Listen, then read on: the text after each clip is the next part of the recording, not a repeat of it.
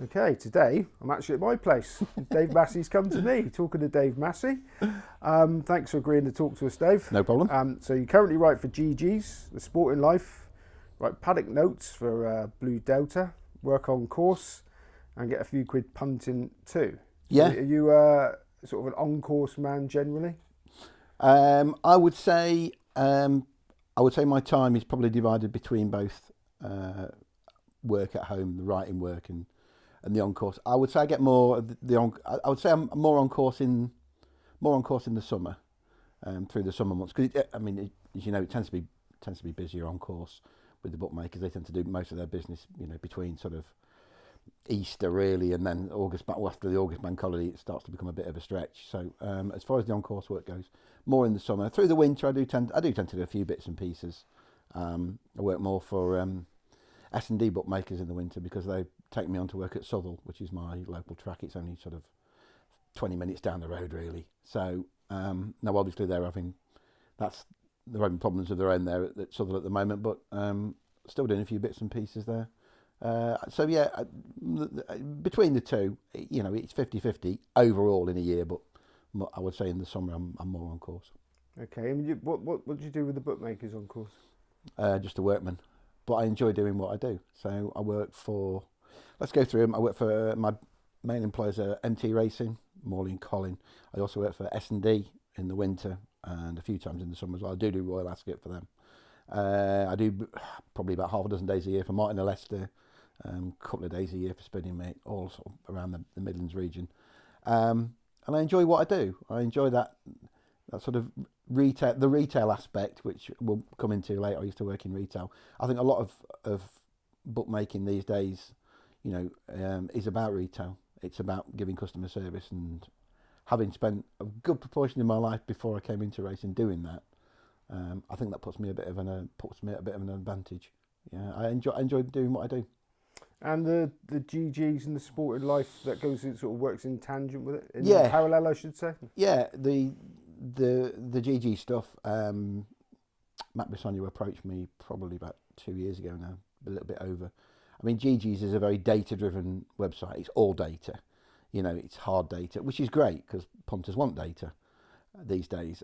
But Matt said we need an antidote to that. He says, and your colour pieces might be ideal. So I write about my experiences as a workman, and the strange and weird things that happen on a regular basis, such as I've worked Boxing Day at Kempton for the first time a couple of weeks ago. Never worked that before, and it was quite a strange experience. First of all, getting up at sort of ridiculous o'clock on a Boxing Day to get down there, and then you're dealing with a family crowd. Generally speaking, I was working in the Silvering, so you're dealing with a family crowd. And how do you say to somebody, no, you can't have £2.50 each round Constitution Hill? You can't do that. If they'd said to me, should I bet this winner each way, then But if a customer comes to you and says, I want £2.50 each way Constitution Hill, it's not for me to say no, you can't do that. I mean, we took a couple of bets on Constitution Hill, and the other guy had a tenner at 11s on. I did hear of a bet, by the way, in the main ring. Somebody had 100 each way Constitution Hill at 1 to 11. Might have been 1 to 10. Might have got the value. Might have been 1 to 10. But you do hear these things. So all these things, people think they don't. Nobody does something like that, or they do. And so I sort of put all that in a colour piece for GG's every now and then. And the Sporting Life. Yeah, we've been doing that now for about 3.5, 4 years now with Rory. They came to us and they just said, look, we've got nobody that does day of race content. A lot of the stuff, not just for the Sporting Life, but obviously, the Post as well, and other. It's all done in advance. They haven't got anything for day of race, and they said, we think you two guys you make a good team. We've seen your stuff before, so we've been doing that now. We've been doing the Punting Pointers column for about, I think we started it in the October, so yeah, we're getting on for about sort of 3.5 years now. We've been doing that, and thankfully successfully. They seem to keep us on, so we're doing something right. You say day of race content. Explain what you mean. Okay, so a lot of tipping, I think, for these websites tends to happen before the actual day. There's very few that put something up on the day. I mean, Hugh Taylor's always done it, sort of around about 9:20, and that's similar to what we do. We sort of put up about between 9:30 and 10 o'clock in the morning. We will put our content up. We'll look at any market moves that have happened overnight, that sort of thing that may or may not affect what we're going to do. So by day of race, I mean we actually put our selections up on the day rather than previous. Yeah, and I assume you're not in the same room. So how does it work? No. I probably don't see. I probably see Rory 3 times a year, usually at the races. So we have a call. We'll have a WhatsApp call every morning that usually lasts about 45 minutes. 35 of that will be us shouting obscenities at each other and sort of doing awful impressions, that sort of thing. My partner's laughing her head off over there because she sits there and listens to the nonsense that we come out with. Most of the calls, if ever the calls came out, most of them are just unprintable. We'd be out of a job in about 5 minutes, but that's not the point. And then we sort of discuss the day's racing as well in there. We'll have already written the stuff. Everything will be written the day before, or even 2 days before. In some cases, when we're dealing with all weather racing, and you know what the surface is going to be, so I can sort of crack on with all the Southall stuff 48 hours in advance, that sort of thing. So then on the morning, it's a case of dissecting what we've got. Let's say we've got 5 races that we've written up. How many of these do we still want to actually publish? Is the price still there? Is it value? Has anything changed to the race overnight? Is suddenly 2 or 3 of them non-runners and the shape of the race has changed, that sort of thing. So we'll dissect that, go through it, and we normally end up with sort of in the week 1 or 2 bets per day. Sometimes more, sometimes less, depending on what the racing's like. So what are you looking for when you're put you right in the deep end? What are you looking for when you're looking for a winner? When you open that first 48 hours declarations? What am I looking for? I think first of all I go through every race that I might be half interested in. We do tend to sort of stick to handicaps, all 8 handicaps where the form is on the table. So you know what you're dealing with. There are less unexpected variables there, I think. So we'll go through that separately. We'll each do that. We may have decided in advance that the races that we want to have a look at, and then if you like, we sort of, we draw a Venn diagram of it all at the end and see what comes out in the middle. What we look for, what we each look for, and this is probably where it comes in, where the 2 of you come in as a pair quite handy. Is he might look for different things than I'm looking for. I'll be looking for, let's say, for argument's sake, a race where there's no pace and there's an obvious pacemaker. One will be an obvious pacemaker. So then you can home in on that a little bit and say, okay, right, has this got its conditions today? Is it the right trip? Is it the right ground for it? That sort of thing, and then sort of whittle it down. If it's not, you just leave it and you move on to another race. And Rory will be looking for more. Rory tends to look for more historical evidence of a horse. He's got his mind he's got a really historical mind, and he knows what horses can do. I tend to forget that more. I tend to sort of focus more on what data is in front of me at the time, whereas Rory will go, I know what that can do. And so that's what his start point, whereas mine is more what's in front of me at the time.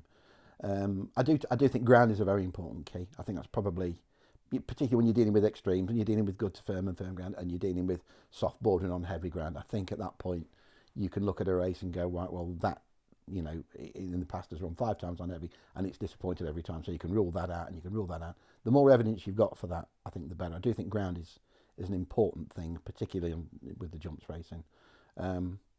Pace, I think, is important. I get the idea of sectionals. I'm starting to use them more and more now. I still struggle a bit with some of the data, some of the sort of stride length and cadence and all that. That still goes over my head a little bit, but it doesn't seem to be affecting what we do. So I'm not particularly worried about that yet. But that's how we start. Rory, let's say he's quite an opinionated chap. So is there ever any sort of dispute about, that's a load of nonsense what you come up with? Yes, all the time.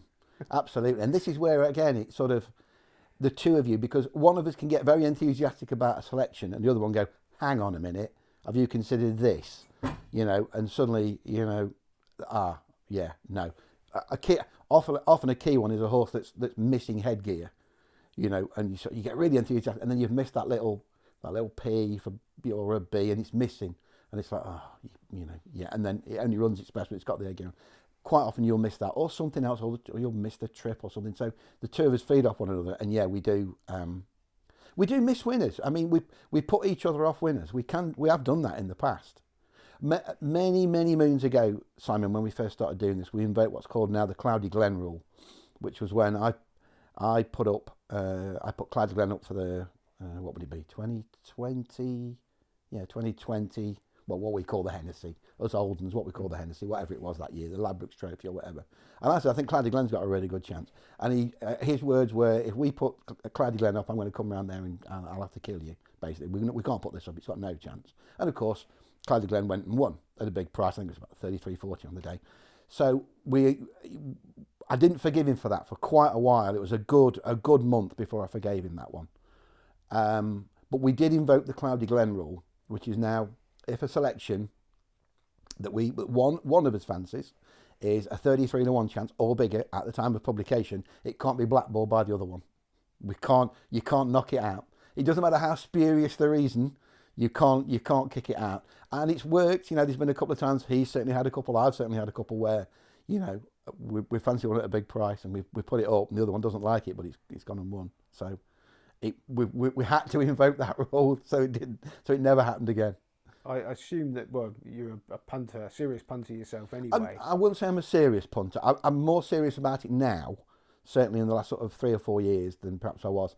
I used to have too many bets, too many smaller staking bets and what have you, but now I revised that sort of 3 or 4 years ago. I'm certainly not a professional punter. I know when I did the HWPA video, they put me in as a professional punter. That's not true. I'm not a professional punter, and I never claimed to have been.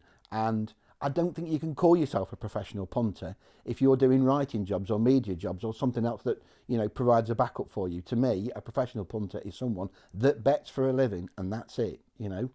They've got all that pressure of, you've got to find a winner, otherwise you ain't eating tonight. Whereas we have the luxury of, knowing that at the end of the month, the bills and the mortgage is going to be paid, even if the punting that month is dreadful. Okay, so would your work for not GG, so that's colour pieces, but for Sport and Life also be part of your punting day? Very much, yeah. What I put up on the Sport in Life is what I bet. We're not putting something up on there and then on the sly going back in something else. We're not doing that. What we put up on there is what we bet. We may one annoying aspect, I suppose, of putting the bet up at 9:30. And this is something that's we've had numerous times, is we'll agree on a horse that we quite like, but the price isn't there at 9:30. Let's say, for argument's sake, we back it at 6-1, but it's 4-1. So okay, right, we might leave the write up in and just say we like this, but it's not the price that it is.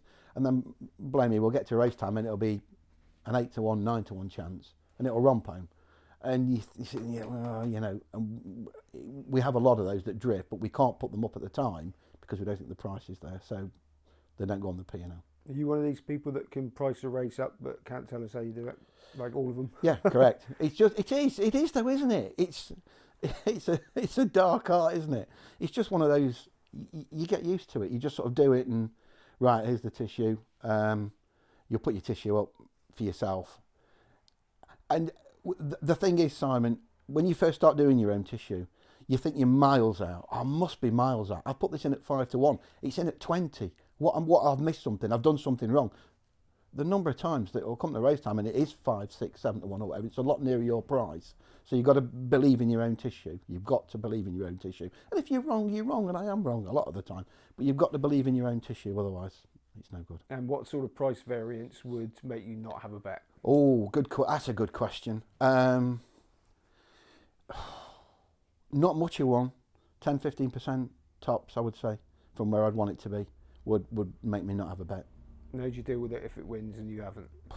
Well, you haven't. You try and say to yourself, well, you've not lost. You've not lost. But as Caroline will tell you sometimes, my partner sat over there, yeah, it's a hard one to swallow. So.